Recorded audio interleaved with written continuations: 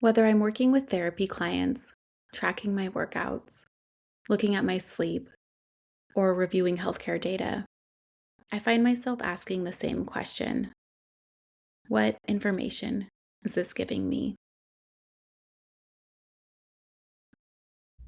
Part of that comes from being a social worker. Social workers are trained to think in systems. We look not only at individuals or individual symptoms, but also at the relationships, environments, biology, and experiences that shape people. I spent several years working in quality improvement, where my job was to collect information, identify patterns, and use that information to improve systems. We didn't make decisions based on assumptions.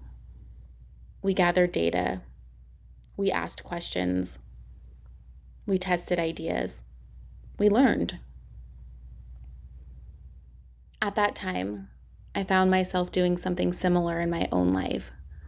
I tracked my workouts, my sleep, my nutrition, my blood sugar, because I wanted to understand what was helping me feel and function at my best. I started to connect one of the simplest ways I think about mindfulness. Mindfulness is data collection. The more I practiced mindfulness with clients and in my own life, the more I realized that mindfulness isn't about emptying your mind. It isn't about forcing yourself to relax. And it isn't about getting rid of difficult emotions. It's about gathering accurate information about your own experience. Your thoughts are data. Your emotions are data. Your body sensations are data. Your impulses are data. Where your attention naturally goes is data. Moments of numbness, distraction, or disconnection are data. None of these experiences are failures. They're information.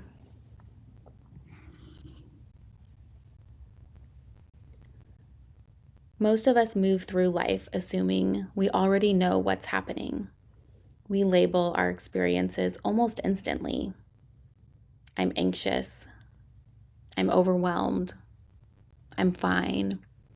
This is bad. This is good. Once we label something, we often stop observing it. Mindfulness invites a different relationship. Instead of judging the experience, we become curious about it. Instead of asking, how do I get rid of this feeling? We might ask, what is this experience showing me? Or simply, what information is available right now? Imagine anxiety shows up before an important conversation. Your chest tightens, your thoughts start racing, you feel an urge to cancel, your breathing becomes shallow.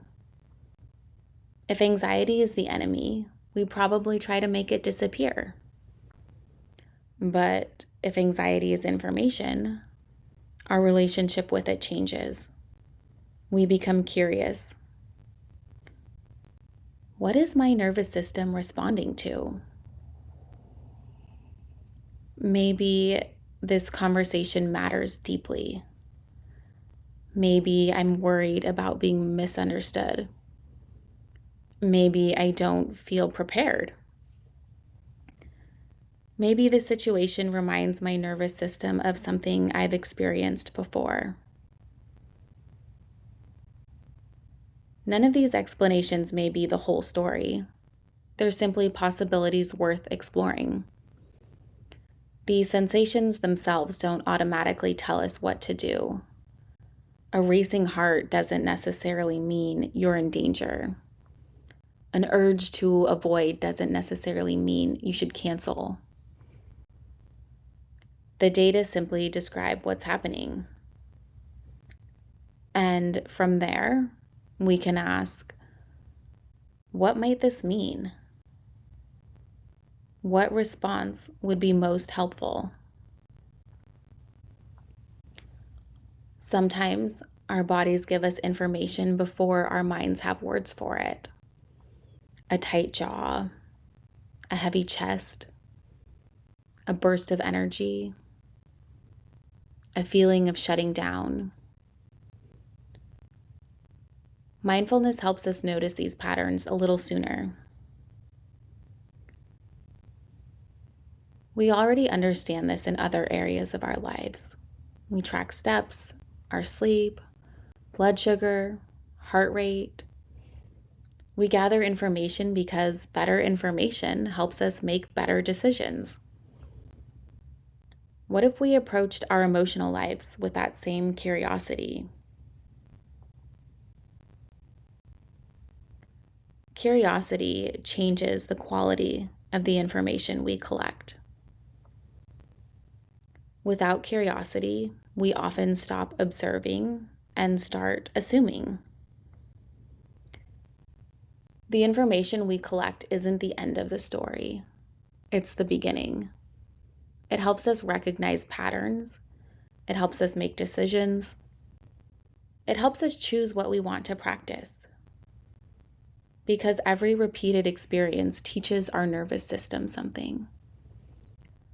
Every time we respond with curiosity instead of criticism, every time we stay with a difficult emotion just a little longer,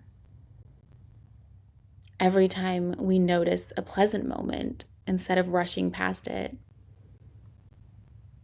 we're sending our nervous system a different signal. Over time, those repeated signals influence how we relate to ourselves and to the world.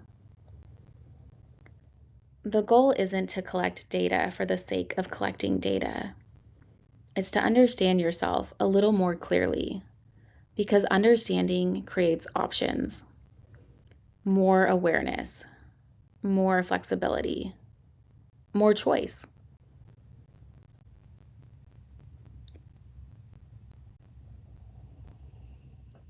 Good decisions depend on good information.